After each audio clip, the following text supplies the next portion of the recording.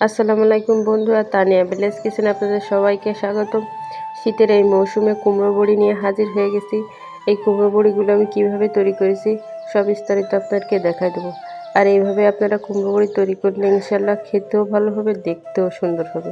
চলুন আমি কিভাবে তৈরি করি এগুলো আপনাদেরকে দেখাই দিই। এইখানে আমি 1 কেজি মাসকলাইর ডাল নিয়েছি। এটা নতুন ডাল, এই ডালে হালকা হালকা খোসাও আছে। আমি প্রথমে এই ডালটা ভালোভাবে ভিজায় রাখবো ঘন্টা 2। পানি দিয়ে দিচ্ছি। এইভাবে পানি দিয়ে আমি 2-3 ঘন্টা এইভাবে রেখে দেব। এর মধ্যে আমি কুমড়ো তৈরি করে নেব। কিভাবে তৈরি করে এটা আপনাদেরকে দেখাচ্ছি, চলুন দেখা যাক। এইখানে আমি একটা পাকা কুমড়ো নিয়ে নিছি। দেখুন কুমড়োটা দেখতে কত সুন্দর। প্রথমে আমি একটা ছুরি দিয়ে এটা কেটে নেব। মাঝখানে আমি এটা 2 ভাগ করে নিচ্ছি।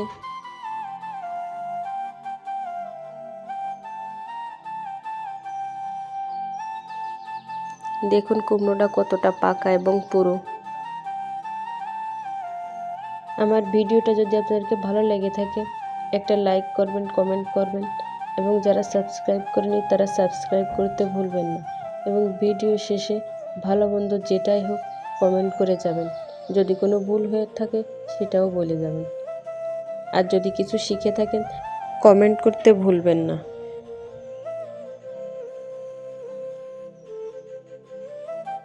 এর খোসা অনেক মোটা এবং শক্ত।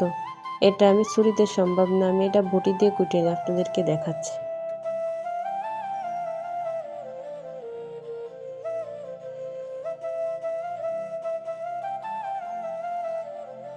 আমি পিছনের এই খোসাটুকু রেখে দেবো যাতে ঘষতে খুব সুবিধা হয়।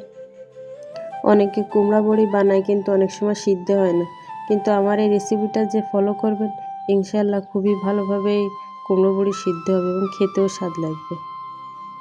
এইভাবে আমি সবগুলো কুমড়োর ছাল ছাড়াই নেব। নিয়ে ফিরছি, ছাড়াই নেওয়া হয়ে গেছে। এবার পানিতে ভালোভাবে আমি ডলে ডলে এগুলো ধুয়ে ফেলবো। অনেকেই আছে যারা কষ্টের ভয়তে কুমড়ো বড়ি তৈরি করতে চায় না। বছরে একবার কষ্ট করলে অনায়াসে সারা বছর বারবারই খাওয়া যায়। আমার ধুয়ে নেওয়া হয়ে গেছে। দেখুন আমি এবার এটা কুড়াই ফেলবো। আমি একটা কুড়ানি নিয়েছি, আমি এই কুড়ানি দিয়েই কুড়াই নেব। এইখানে 2টে ছাঁচ আছে, আমি এই ছোটো ছাঁচ দিয়েই করব যাতে আমার আর পরবর্তীতে না বাটা লাগে। এই জন্য এই কাজটা অনেক সময় ধরেই করতে হয়, কারণ কুমড়ো ঘষাটাই হচ্ছে গিয়ে মেন কাজ। এটা যদি একটু সাবলা থাকে তাহলে হবে না। দেখেন একটু সাবলা নেই। আমি এইভাবে সবগুলোই কুমড়োই কুড়াই নেব।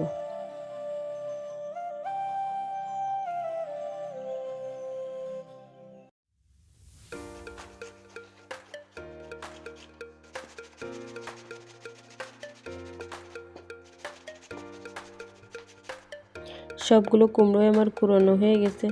এই যে বুসটো দেখতেছেন এই বুসটোটা আমি ফেলে দেব। এটা দিলে টক টক হবে, এই জন্য আমি ওইটা দেব না। দেখুন এই জন্যই আমি ওই পিছনের ওই খোসাটা রাখিছি যাতে হাত না ঘষা লাগে আর ছেলে না যায়। এই জন্যই এটা ধরে রাখলে হাত একটু ছেলবে না। এই জন্যই আমি এই পিছনের এই ছালটুক রেখে দিয়ে এবার আমি এটা ফেলে দেব।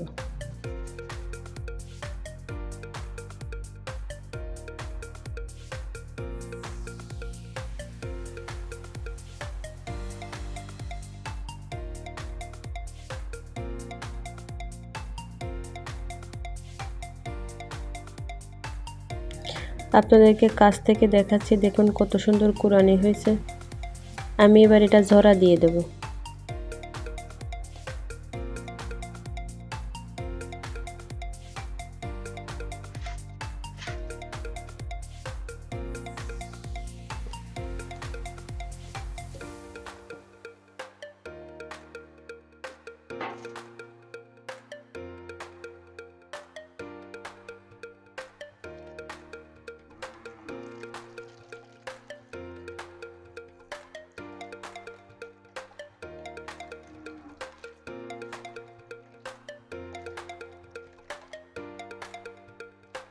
এভাবে চাইপে চাইপে আমি এর থেকে সব পানি বের করে নেব।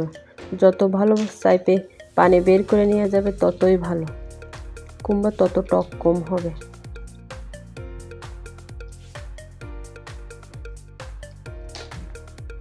এইভাবে আমি কিছু সময় ঝুলাই রাখবো। এর মধ্যে আমি ডালটা ধুয়ে বাইটে নিয়ে নিই।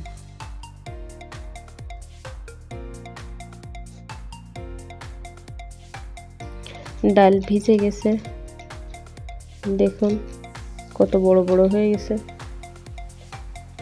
এর উপরে অনেক কালো কালো খোসা রয়েছে। আমি এবার ভালোভাবে এটা ধুয়ে নেব।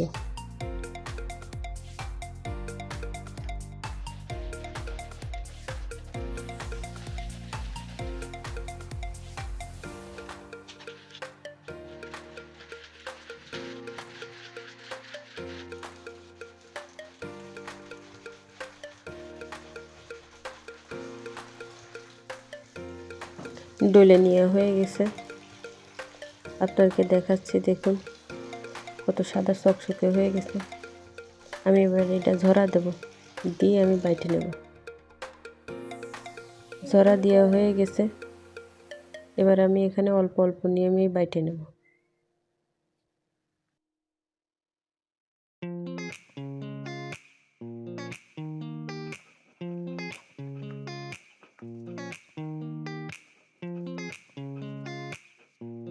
আমি এই ডাল বাটার সাথে অল্প একটু পানি দিয়ে বাটবো। সাদা পানি নিয়ে নিছি, আর অল্প অল্প দিয়ে পানি দিয়েই বাটবো। আমি যেভাবে করতেছি এইভাবে আপনারাও করবেন, দেখবেন বড়িগুলো খুবই সাদা এবং খেতেও খুবই স্বাদ হবে।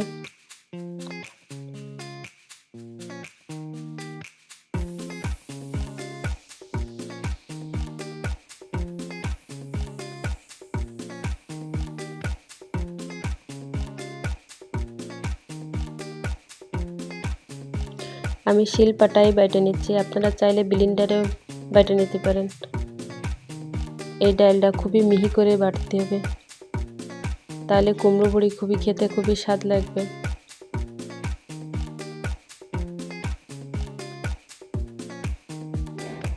এই ডালটা আমার বাটা হয়ে গেছে, আপনাদেরকে দেখাই দিচ্ছি কেমন হয়েছে ডাল বাটাটা।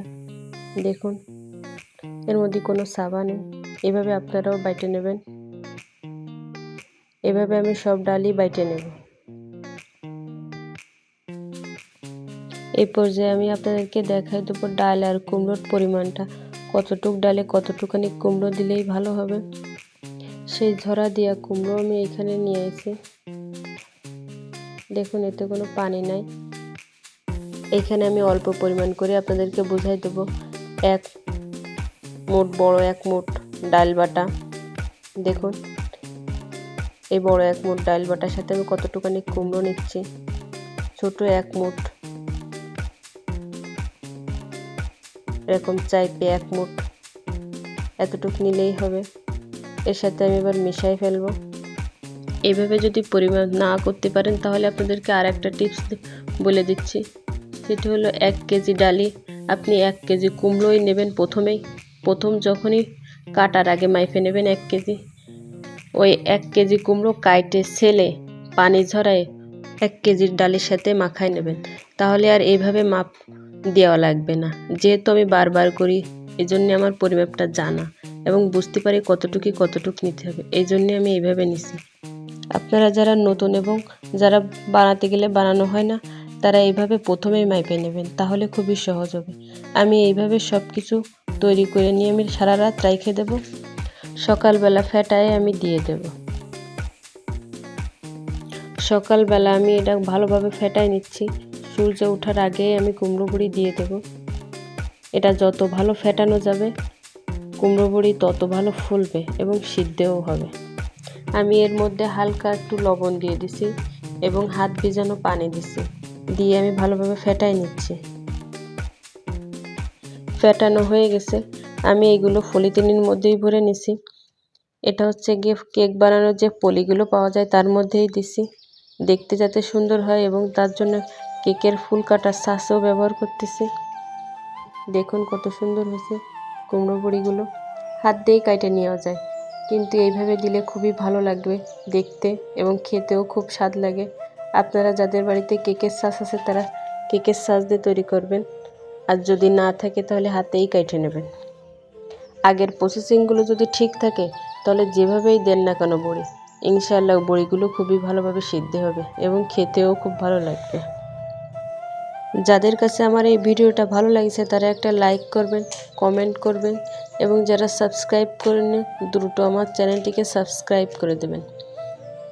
আর এইভাবে তৈরি করে খাবেন, ইনশাআল্লাহ খুবই ভালো লাগবে। এবং এইভাবে তৈরি করে 3 থেকে 4 রোদ দিয়ে রাখলে পলিথিন বা বক্সে করে ইনশাআল্লাহ সারা বছর আর কষ্ট করতে হবে না, কিনাও খাওয়া লাগবে না। একবার বানালেই সারা বছরই খাওয়া যাবে।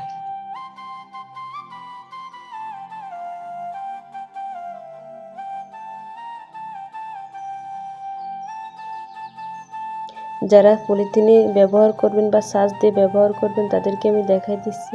প্রথমে ছাঁচ দেওয়া রয়েছে, তার পরবর্তীতে আমি ওই আর একটা পলির ভিতর দিয়ে দিচ্ছি। যারা কেক তৈরি করে তারা ইনশাল্লাহ এটা বুঝতে পারতেছে আমি কিভাবে দিচ্ছি। আর এইভাবে আমি সবগুলো কুমড়ো বড়ি দিয়েই শেষ করব। সবগুলো কুমড়ো বড়ি দেওয়ার পরে আপনাদেরকে দেখাচ্ছি। সূর্য ওঠার আগেই কুমড়ো বড়ি দেওয়ার চেষ্টা করবেন। সূর্য ওঠার আগে কুমড়ো বড়ি দেওয়া হয়ে গেলে আর সাথে সাথে যদি সূর্যটা ওঠে তাহলে কুমড়ো বড়িগুলো দেখতে অনেক সাদা হয় এবং ফকফকে দেখা যায় এবং সেই কুমড়ো বড়ি খেতেও খুব স্বাদ লাগে। আমার কুমড়ো বড়ি দেওয়া হয়ে গেছে এবং সূর্য উঠে গেছে। এতক্ষণ আমার সাথে থাকার জন্য অসংখ্য ধন্যবাদ। আবারও দেখা হবে নতুন কোনো ভিডিও নিয়ে। ততক্ষণ আপনারা ভালো থাকুন, সুস্থ থাকুন এবং নিজেদের খেয়াল রাখুন। আর খেতে কেমন হয়েছে তৈরি করে অবশ্যই আমাকে জানাবেন। আল্লাহ হাফেজ।